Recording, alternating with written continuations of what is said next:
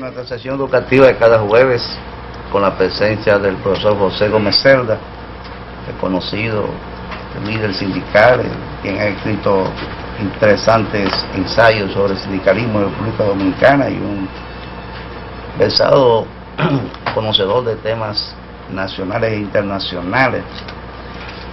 Vamos hoy a hablar sobre la vida de Martin Luther King, ese profeta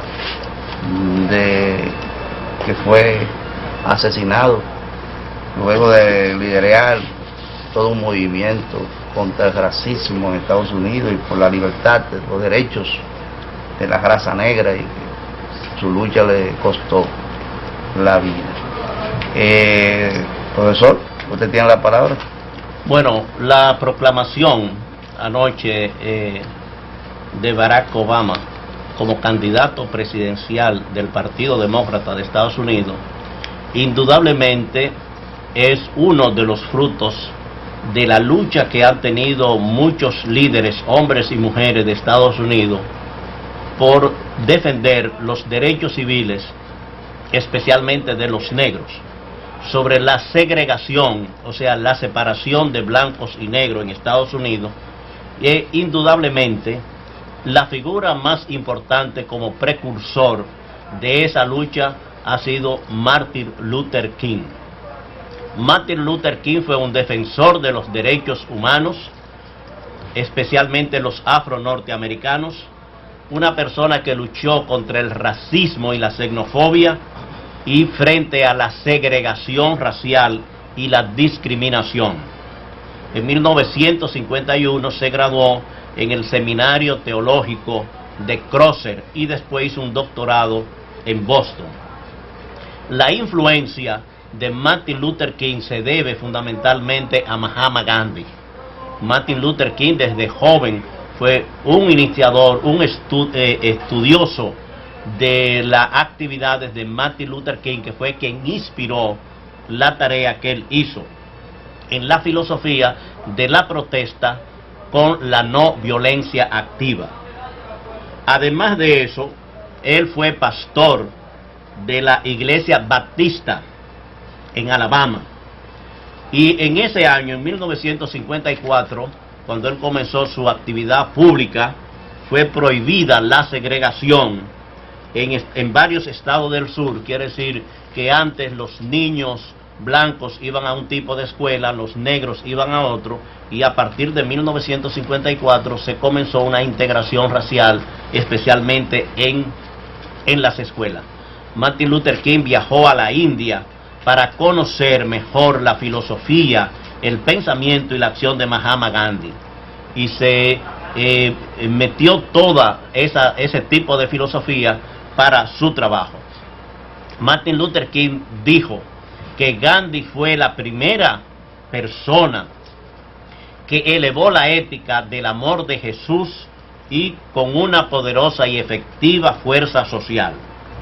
En 1955, Rosa-Lee Parr, que era una señora negra de 42 años, se negó a darle su asiento a un blanco en un autobús, y eso inició una gran actividad de protesta de los negros, especialmente en esa región, en Alabama, y se creó la Asociación para el Desarrollo de Montgomery, y el vocero que eligieron todas esas asociaciones fue a Martin Luther King, y él comenzó, a partir de este problema del autobús, un boicot para que los negros no pudieran hacer las actividades que querían las autoridades.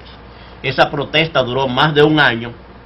Martin Luther King fue arrestado, su casa fue destrozada, lo amenazaron, pero ellos triunfaron en la lucha contra la segregación. Cuando se constituyó la Conferencia de Líderes Cristianos del Sur, el presidente que se eligió fue a Martin Luther King. En 1959, Martin Luther King se trasladó de Alabama a Atlanta, y ahí se convirtió ya en un líder nacional de los derechos civiles. Hay que saber que Martin Luther King tenía confrontaciones internas. Habían otros grupos de negros que luchaban, que protestaban, como era el caso de Malcolm X, de El Poder Negro y los musulmanes negros. Estos grupos tenían los mismos objetivos, pero a través de la violencia. Y Martin Luther King era a través de la no violencia. En 1960 se hicieron protestas de los estudiantes y Martin Luther King nuevamente fue preso, y esa vez fue libertado por Kennedy, John F. Kennedy, que no era presidente todavía, sino era candidato a la presidencia. Y lograron que los negros tuvieran acceso a las bibliotecas, a los comedores y a los estacionamientos, que antes era prohibido para los negros. También algunas escuelas también lo prohibían. A las escuelas, también. La segregación. La segregación le impedía que un negro estudiara en escuelas de blancos. Decía Martin Luther King que la tensión no era entre gentes negras y blancos, sino que era una tensión entre la justicia y la injusticia. No era un problema, lo veía racial. Y así él hizo una campaña de los derechos civiles para lograr, porque antes los negros no tenían derecho al voto y tenían que empadronarse, pero tenían que pagar un gran impuesto. Y ese gran impuesto era muy difícil pagarlo para los negros. Un día como hoy, 28 de agosto, en 1963, en Washington, ante 200.000 personas, Martin Luther King dijo un discurso que ha sido uno de los discursos más conocidos de él, a pesar de que era un gran orador que dijo muchos discursos, pero ese discurso es el más famoso. On the red hills of Georgia, the sons of former slaves and the sons of former slave owners will they be able to sit down together at the table of brotherhood. I have a dream that one day even the state of Mississippi, a state sweltering with the heat of injustice, sweltering with the heat of oppression, will be transformed into an oasis of freedom and justice. I have a dream that my poor little children will one day live in a nation where they will not be judged by the color of their skin, but by the content of their character. I have a dream today.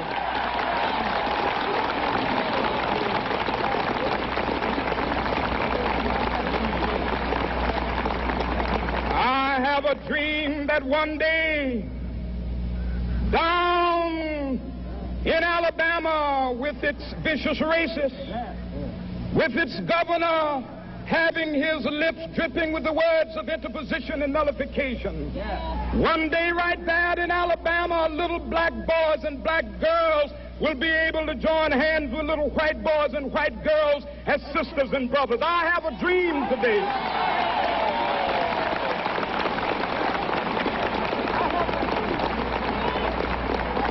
I have a dream that one day every valley shall be exalted, and every hill and mountain shall be made low. The rough places will be made plain, and the crooked places will be made straight. And the glory of the Lord shall be revealed, and all flesh shall see it together. This is our hope. This is a faith that I go back to the South with. With this faith, we will be able to hew out of the mountain of despair a stone of hope. With this faith, we will be able to transform the jangling discords of our nation into a beautiful symphony of brotherhood. With this faith, we will be able to work together, to pray together, to struggle together, to go to jail together, to stand up for freedom together, knowing that we will be free one day. This will be the day. This will be the day when all of God's children will be able to sing with new meaning, my country, tears of thee. Sweet land of liberty, of thee I sing. Land where my fathers died, land of the pilgrim's pride. From every mountainside, let freedom ring. And if America is to be a great nation, this must become true. And so let freedom ring. From the prodigious hilltops of New Hampshire, let freedom ring. From the mighty mountains of New York, let freedom ring from the heightening Alleghenies of Pennsylvania. Let freedom ring from the snow-capped Rockies of Colorado. Let freedom ring from the curvaceous slopes of California. But not only that, let freedom ring from Stone Mountain of Georgia. Let freedom ring from Lookout Mountain of Tennessee. Let freedom ring from every hill and molehill of Mississippi, from every mountainside. Let freedom ring, and when this happens, and when we allow freedom ring, when we let it ring from every village and every hamlet, from every state and every city, we will be able to speed up that day when all of God's children, black men and white men, Jews and Gentiles, Protestants and Catholics, will be able to join hands and sing in the words of the old Negro spiritual, free at last, free at last. Thank God Almighty, we are free at last. Yo voy a retransmitir algunos párrafos de ese discurso que dijo Martin Luther King hace hoy 45 años. Y dice: hoy le digo a ustedes, amigos míos, que a pesar de las dificultades del momento, yo aún tengo un sueño. Es un sueño profundamente arraigado en el sueño americano. Sueño que un día esta nación se levantará y vivirá el verdadero significado de su credo. Afirmamos que estas verdades son evidentes, que todos los hombres son creados iguales. Sueño que un día, en las rojas colinas de Georgia, los hijos de los antiguos esclavos y los hijos de los antiguos dueños de esclavos se puedan sentar juntos en la mesa de la hermandad. Sueño que un día, incluso el estado de Mississippi, un estado que se sofoca con el calor de la injusticia y de la opresión, se convierta en un oasis de libertad y de justicia. Sueño que mis 4 hijos vivirán un día en un país en el cual no serán juzgados por el color de su piel, sino por los rasgos de su personalidad. Hoy tengo un sueño.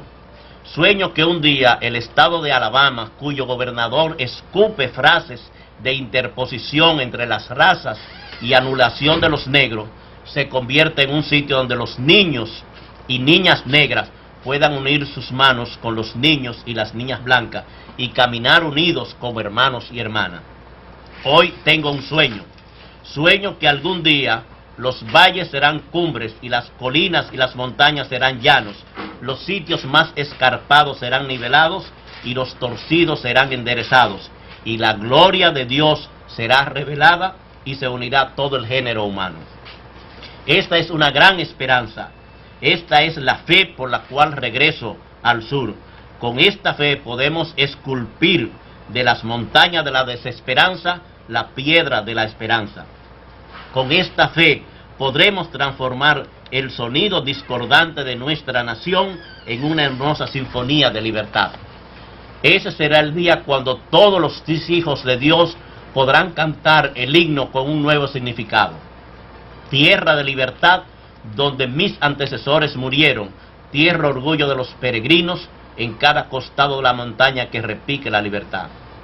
Que repique la libertad desde las poderosas montañas de Nueva York, pero no solo eso, que repique la libertad desde la montaña de piedra de Georgia, que repique la libertad desde la montaña Lookout de Tennessee, que repique la libertad desde cada pequeña colina y montaña de Mississippi, de cada costado de la montaña, que repique la libertad. Cuando repique la libertad y la dejemos repicar en cada aldea y en cada caserío, en cada estado y en cada ciudad, podremos acelerar la llegada del día cuando todos los hijos de Dios, negros y blancos, judíos y cristianos, protestantes y católicos, puedan unir sus manos y cantar las palabras del viejo espiritual negro. Libres al fin. Libres al fin, gracias a Dios omnipotente, somos libres al fin. Ese discurso que hoy, es una parte del discurso, que hoy conmemoramos 45 años porque fue